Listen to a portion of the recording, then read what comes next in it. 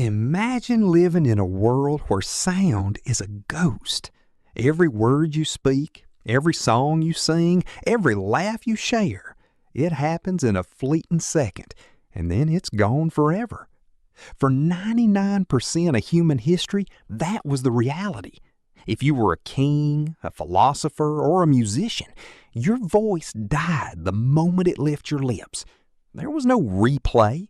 There was no voice note. There was only the echo, fading into nothingness. Humans have always been obsessed with permanence. We learned to carve stories into stone, paint them on cave walls, and eventually print them on paper. We could record our thoughts, but we couldn't record our voices. For centuries, the greatest minds in history, Aristotle, Leonardo da Vinci, Isaac Newton, lived in a world of silence. They understood that sound was a vibration, a ripple in the air.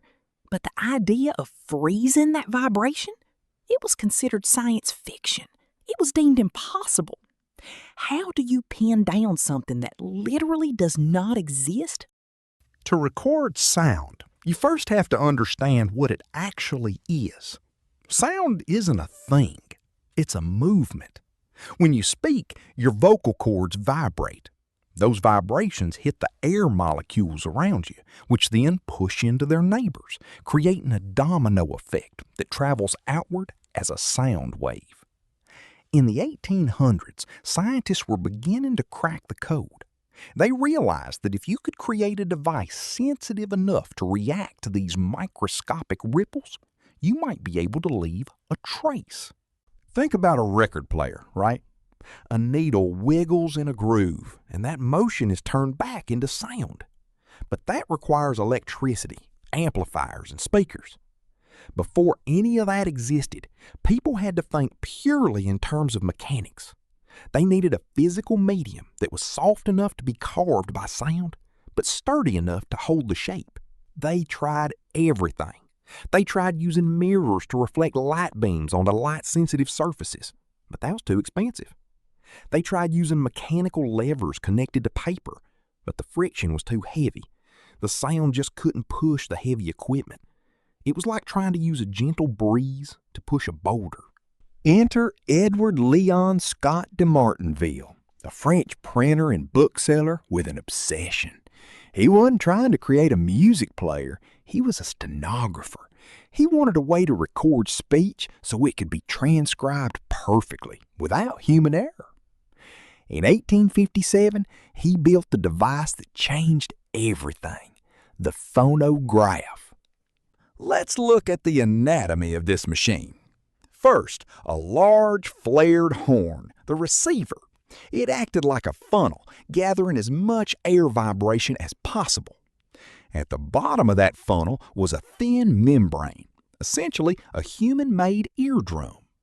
Attached to the center of that membrane was a single stiff bristle, literally a pig's hair.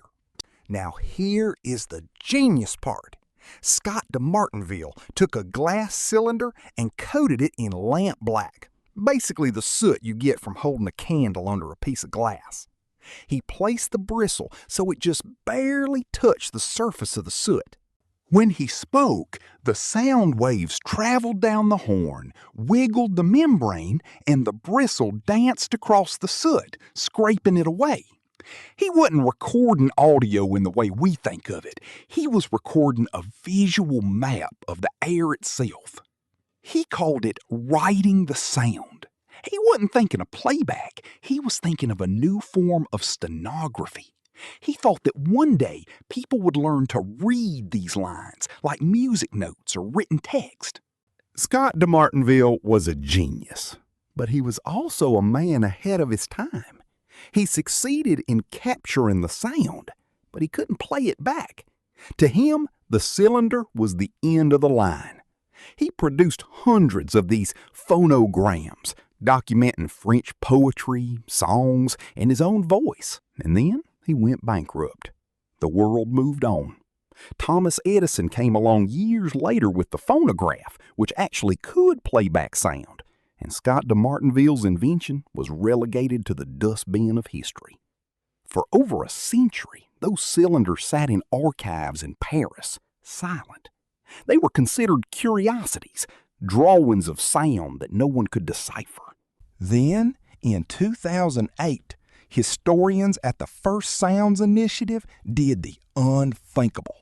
They didn't need to touch the fragile blackened paper. They used high-resolution optical scanners to map the grooves in 3D. They fed that data into a computer. For the first time in 148 years, the soot-covered lines began to vibrate, and out came a voice.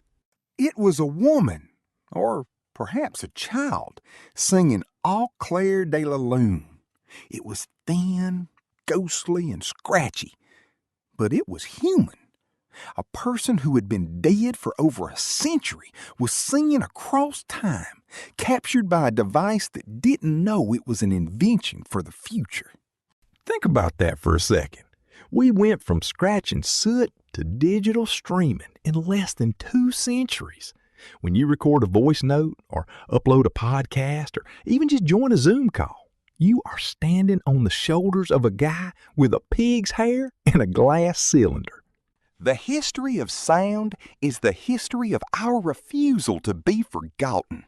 We want to be heard, and we have built the machines to make sure that even when we are gone, our voices stay.